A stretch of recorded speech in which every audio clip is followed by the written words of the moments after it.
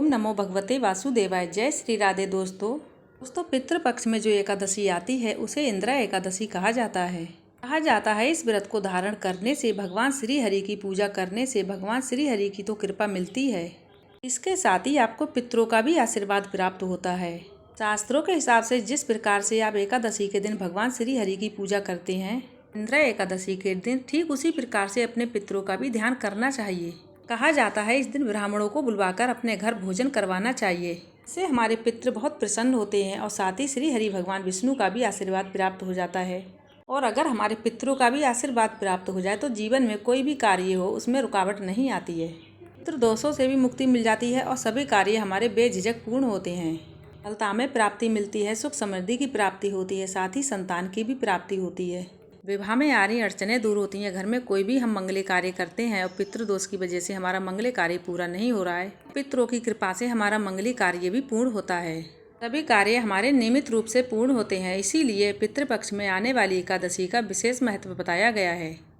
इस दिन भगवान श्री हरि विष्णु के साथ हमें पितरों का भी आशीर्वाद मिल जाता है। तो आज की वीडियो में जानेंगे आश्विन मास के कृष्ण पक्ष की इंदिरा एकादशी कब है, एकादशी तिथि कब प्रारंभ हो रही है, कब समाप्त हो रही है, व्रत हमें किस दिन धारण करना है और किस दिन हमें व्रत का पारण करना है, और व्रत खोलने का शुभ मुहूर्त क्या है, किस प्रकार से हमें पितरों की पूजा करना चाहिए, किस प्रकार से हमें भगवान श्री हरि विष्णु की पूजा करना चाहिए, किन किन वस्तुओं का दान करना चाहिए, कौन से मंत्रों का जाप करना चाहिए, इसके अलावा व्रत के नियम क्या होते हैं, पूजा विधि क्या होती है, पूरी जानकारी आपको आज की वीडियो में मिलने वाली है। दोस्तों वीडियो को पूरा जरूर देखें, आधा अधूरा नहीं छोड़ें। आधा अधूरा से कोई लाभ नहीं प्राप्त होता है। वीडियो अच्छी लगे तो वीडियो को लाइक करके चैनल को सब्सक्राइब भी जरूर कीजिए। इसके साथ ही कमेंट बॉक्स में जय श्री हरि विष्णु जरूर लिखें। दोस्तों इंदिरा एकादशी का व्रत पितृपक्ष में पड़ता है, इसलिए व्रतियों को कुछ पितरों के नियम का पालन करना होता है। जो भी व्यक्ति एकादशी का व्रत करता है उसे व्रत आरंभ करने से पहले पवित्र नदी में स्नान करना चाहिए और ब्राह्मणों को भोजन करवा के स्वयं भोजन करना चाहिए। दशमी तिथि के दिन सूर्यास्त के बाद भोजन नहीं करना चाहिए। एकादशी के दिन जल्दी उठकर स्नान आदि करके व्रत का संकल्प लेकर व्रत करना चाहिए। फिर भगवान श्री हरि विष्णु की पूजा आराधना करके पितरों का श्राद्ध दर्पण करना चाहिए। आपको ब्राह्मणों को भोजन करवाना चाहिए, ऐसा शास्त्रों में बताया गया है। एकादशी के दिन फलाहार करवा सकते हैं, ब्राह्मणों को चाहे तो भोजन भी करवा सकते हैं। कई लोगों के मन में ये भी संशय होता है कि पितृपक्ष की एकादशी के दिन क्या हम ब्राह्मणों को भोजन करवा सकते हैं। तो देखिए ये समय पितृपक्ष का होता है, पितरों के निमित्त होता है, पितरों को ही समर्पित होता है। तो देखिए ऐसे में जिन लोगों के यहाँ एकादशी के दिन ही श्राद्ध होता है तो वो लोग ब्राह्मणों को भोजन करवा सकते हैं। जो आप श्राद्ध के समय करते हैं दान दर्पण पिंड दान, तो वो सब आप कर सकते हैं। ऐसे में आपको कोई भी दोष नहीं लगेगा। फिर अगले दिन द्वादशी के दिन दान दक्षिणा देने के बाद ब्राह्मणों को भोजन करवाने के बाद खुद भी व्रत का पारण करना चाहिए। द्वादशी के दिन दान क्या करना चाहिए, आप फलों का दान कर सकते हैं, अनाज का दान कर सकते हैं, पैसों का दान कर सकते हैं, जिसमें भी आपकी सामर्थ्य हो उस चीज का आप दान कर सकते हैं। गाय का दान कर सकते हैं, भूमि दान कर सकते हैं। क्योंकि ये पितृपक्ष का समय चल रहा है तो हम जो भी दान पुण्य करते हैं पितरों के निमित्त ही दान करते हैं। तो आप अपनी सामर्थ्य के अनुसार द्वादशी के दिन व्रत पारण करने से पहले जितना भी जो भी दान करना चाहें कर सकते हैं। तो आप अपनी सामर्थ्य के अनुसार दान दक्षिणा देने के बाद शुभ मुहूर्त में व्रत का पारण कर सकते हैं। तो दोस्तों अब जान लेते हैं कि एकादशी तिथि कब प्रारंभ हो रही है, कब समाप्त हो रही है और व्रत हमें किस दिन धारण करना है। आश्विन मास 2023 कृष्ण पक्ष की एकादशी तिथि प्रारंभ होगी दोपहर 12:37 पर। दोपहर 12:37 पर एकादशी तिथि प्रारंभ होगी, समाप्त हो रही है 10 अक्टूबर दोपहर 3:09 पर। तो व्रत हम कब धारण करेंगे, व्रत धारण करेंगे 10 अक्टूबर 2023। 10 अक्टूबर को सूर्योदय होंगे सुबह 6:25 पर, सूर्यास्त होंगे शाम 6:02 पर, और इस दिन अभिजीत मुहूर्त का समय रहेगा दोपहर 11:50 से 12:37 तक, और इस दिन राहु काल का समय रहने वाला है 3:08 से 4:35 तक।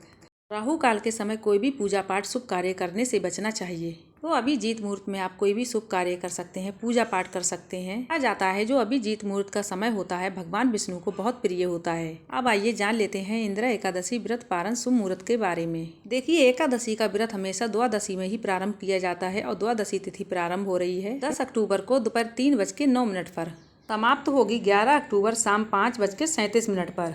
तो एकादशी व्रत का पारण किया जाएगा 11 अक्टूबर को, और पारण का शुभ मुहूर्त आपको प्राप्त होगा सुबह 6:25 से सुबह 8:40 तक। तो 10 अक्टूबर को इंदिरा एकादशी का व्रत किया जाएगा और 11 अक्टूबर को एकादशी व्रत का पारण होगा।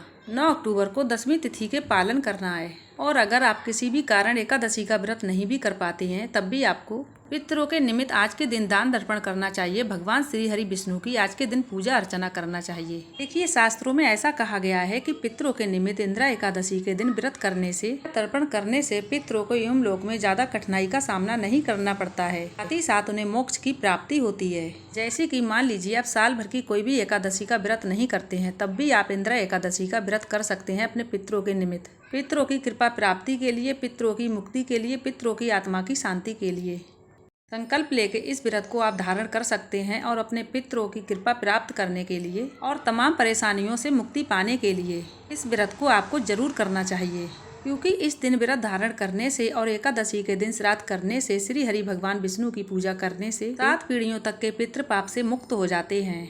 नरक में गए हुए पितरों का उद्धार हो जाता है, पितरों की आत्मा शांत हो जाती है। पितर जब आपसे प्रसन्न होकर आपको आशीर्वाद देते हैं तो आपको अपने जीवन में हर एक कठिन से कठिन कामों में सफलता दिखाई पड़ने लगती है।